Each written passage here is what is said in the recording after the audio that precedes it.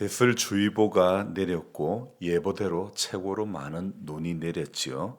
그러고 나니 마을 곳곳이 마치 전쟁이 그치고 황폐된 도시를 재건하는 그런 상황이라 할까요?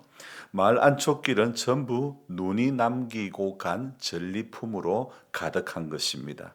트랙터로는 길만 트는 것이지 가장자리에 눈들을 치울 수가 없는 것입니다.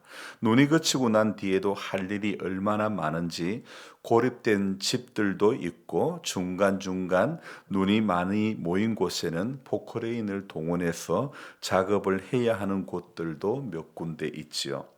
마을 끝집 중에 한 집이 또 고립이 되었다고 연락이 왔습니다. 트랙터를 운전해서 그 집으로 가는 길에 제설 작업을 하다가 너무 많은 눈에 트랙터가 그만 앞으로도 뒤로도 갈 수가 없는 그런 상황이 되고 말았습니다. 왼쪽은 1m 깊이의 도랑이고 또 트랙터는 도랑 쪽으로 향해서 기울어졌고 빼내려고 하다간 도랑으로 넘어지고 말 그런 지경입니다. 머리털이 쭉 빗서고 또 하는 수 없이 도무지 움직일래야 빼낼래야 빼낼 수가 없어서 포크레인을 불렀는데 이 포크레인이 저녁에라야 올 수 있다고 합니다. 하는 수 없이 무릎보다 더 깊은 많은 양의 눈을 일일이 삽으로 치우는 작업을 하고 난 뒤에 겨우 빼낼 수가 있었습니다. 허리 수술을 2번 한 저로서는 삽질은 정말 최고로 안 좋은 것인데 많은 양의 눈을 치우고 나니 아니나 다를까 최근 수년간 아프지 않았던 허리가 끊어질 듯 아프고 급기야 저의 걸음은 바닷가의 개처럼 삐딱하고 꺼구정거리며 옆으로 걷는 그런 모습이 되고 말았습니다. 다행히 도랑에 처박히지 않았던 것이 감사했죠. 하지만 이게 무슨 돈 버는 일도 아니고 이렇게 위험 부담을 감수하면서까지 해야 하는가 이런 생각도 들고 제설 작업을 진심으로 해주다 보니 비교적 젊은 분들도 점점 자기 집 마당 안쪽까지 전부 일일이 눈을 다 치워주기만을 바라고 있습니다. 처음 몇 해는 일일이 그렇게 작업을 해주었는데 그러다 보니 본인들은 꼼짝도 안 하려는 것입니다. 제설이 안 되면 면사무소로 이장님께로 전화하고 항의할 뿐이지 자기 집 앞 어느 정도까지는 해야 하는데 도무지 손 하나 까딱하지 않으려고만 합니다. 저는 사실 마을을 섬기려는 목사이지 하나님은 아니기 때문에 이런 경우에 마당 안쪽까지 전부 다 해주는 것은 영 아닌 것 같아서 딱 대문까지만 해주고 나머지는 본인 몫으로 남겨주기로 했습니다. 저마다 자기 십자가가 있듯이 본인들이 감당해야 할 몫까지 다 해주다 보면 일이 끝이 없게 되지요. 도움을 주는 사람이 해줄 범위가 있고 도움을 받아야 할 사람이 감당해야 할 몫이라는 게 있죠. 엠마오로 가는 두 제자들도 주님과 같이 길을 걸어가면서도 처음에는 본인들과 같이 동행하는 분이 예수님이신 줄 몰랐지요. 그러다가 말씀을 듣는 중에 눈이 밝아지고 예수님인 줄 알게 되었다고 하지요. 말씀을 듣는 것은 바로 그들의 몫인 것이고 눈이 밝아지게 되는 것은 성령님의 몫이고 예수님의 몫이지요. 오늘을 살아가는 것도 마찬가지입니다. 주님은 하루 24시간을 허락해 주셨고 그 시간을 살아가는 것은 우리 각 사람들의 몫이라는 겁니다. 분주하게 사는 사람도 있을 것이며 또 노년에 여유가 있는 분들도 있을 것입니다. 하지만 우리는 하나님 앞에 서는 그날까지 끊임없이 구도자의 삶을 살아가야 하는 것입니다. 이런 의미에서 볼 때 잠언은 참으로 구도자의 길을 걸어가는 인생들에게 아주 유익한 말씀이 되죠. 오늘 우리가 함께 읽었던 잠언 이 15장 31절 말씀에는 이런 말씀이 나옵니다.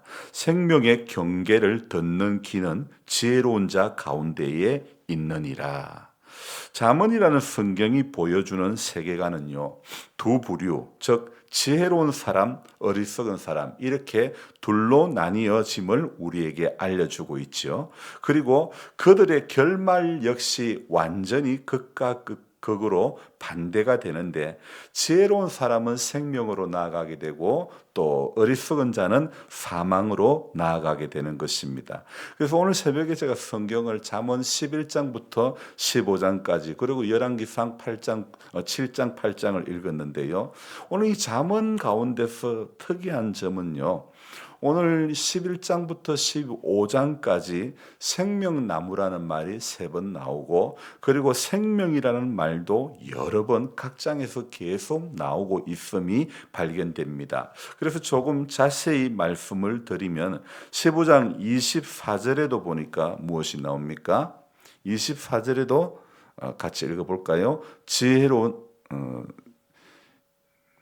제가 24절 지혜로운 자는 위로 향한 생명의 길로 말미암아. 그러니까 여기에도 생명이라는 단어가 나오죠. 그리고 15장 4절에도 생명나무라는 단어가 나오죠. 그리고 14장 25절에도 14장 27절에도 또 생명, 13장 14절에도 생명, 그리고 13장 12절에는 생명나무, 그리고 또 좀 더 앞으로 가면 12장에도 28절, 10절 그렇게 생명, 그리고 11장 30절에도 생명나무, 19절에도 생명나무, 계속해서 11장부터 15장까지 생명나무 또는 생명이라는 단어가 끊임없이 나오고 있습니다.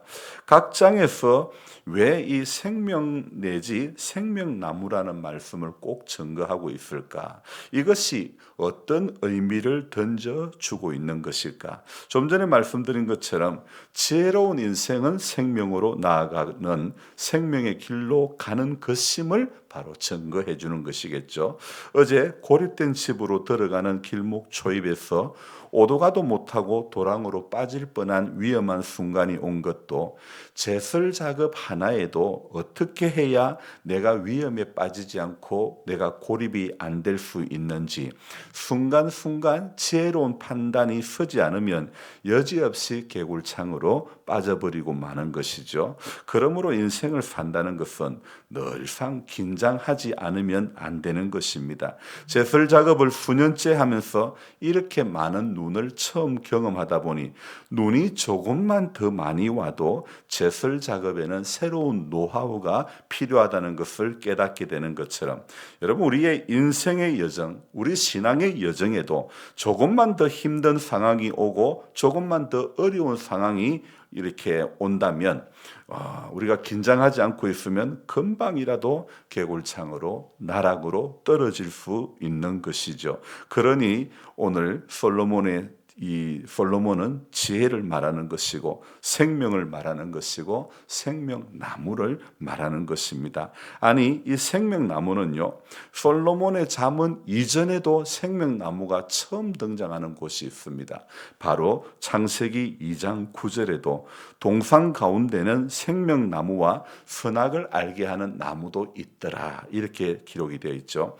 성경은요 창세기부터 요한계시록에 이르기까지 줄곧 이야기하고 있는 것이 무엇이냐? 끊임없이 성경이 이야기하고 있는 것이 바로 생명 이야기이고 생명나무 이야기인 것입니다. 그러므로 성경을 보는 사람은 하나님을 만난 신앙인은 끊임없이 생명의 역사를 써가는 그런 주인공이 되어야 하는 것입니다. 성경이 증거하는 것이 창세기에서부터 요한계시록까지 이 생명을 빼놓고 무엇을 말씀할 수 있겠습니까?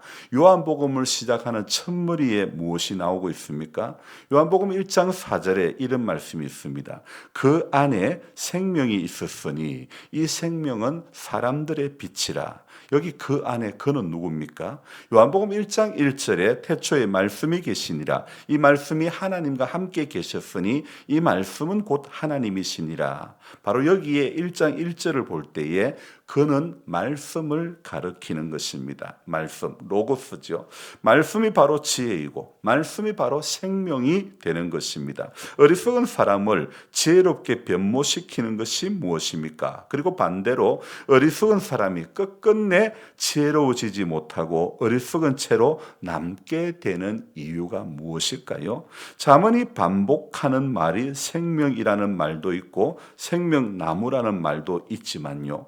또 잠언에서 반복되고 있는 단어 하나가 오늘 우리가 읽었던 문장 32절에 뭡니까?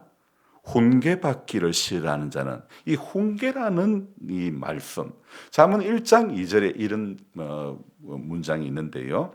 지혜와 훈계를 알게 하며 명철의 말씀을 깨닫게 하며 1장 3절에 지혜롭게 공의롭게 정의롭게 정직하게 행할 일에 대하여 훈계를 받게 하며, 또 잠언 8장 33절에는요. 훈계를 들어서 지혜를 얻으라, 그것을 버리지 말라.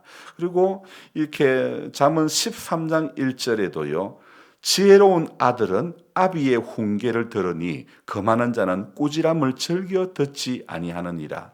오늘 15장에서도 훈계라는 1장을 시작하면서부터 잠언에서 끊임없이 이야기하고 있는 단어가 지혜와 훈계와 생명, 생명나무 이런 단어입니다. 그래서 성경에서 이 잠언이라는 성경에서 계속하고 반복하고 있는 이 단어, 그 지혜, 훈계, 그리고 그 끝에는 생명을 말씀하고 있다는 것을 우리는 발견해 볼 수 있죠. 그러므로 오늘 이 말씀 앞에, 오늘 이 잠언의 말씀 앞에 선 우리들 역시 매번 생명나무의 역사, 생명의 역사가 있는 인생이 되기 위해서 끊임없이 오늘도 하늘의 지혜를 구하는, 그리고 끊임없이 말씀 앞에 서는 인생이 되기를 소망하며 기도합니다. 그래서 오늘도 하루의 몸부림이 하나님의 말씀 앞에 서고 하나님의 말씀의 훈계를 우리가 들어야 되고, 또 그렇게 들을 때에 지혜가 생기고 그 지혜가 결국은 저와 여러분들을 생명의 역사로 이어가게 해 주실 줄로 믿습니다. 기도하겠습니다. 좋으신 하나님 아버지, 고맙고 감사를 드립니다. 주께서 허락하신 이 날에 아버지 하나님, 오늘 이 잠언의 말씀 11장부터 15장에 끊임없이 나오는 생명의 역사를 우리가 경험하게 하여 주시옵소서. 그래서 하나님 아버지, 의인의 마음은 대답할 말을 깊이 생각하여도 악인의 입은 악을 쏟는 것에 바쁘다고 오늘 말씀하고 있는데, 우리가 하나님 지혜로운 자의 길을 걸어가게 해주시고, 오늘 이 잠언에서 끊임없이 대조적으로 이야기하고 있는 악인의 길을 걸어가지 않게 도와주옵소서. 오늘도 입술의 말을 정결케 해주시고 정한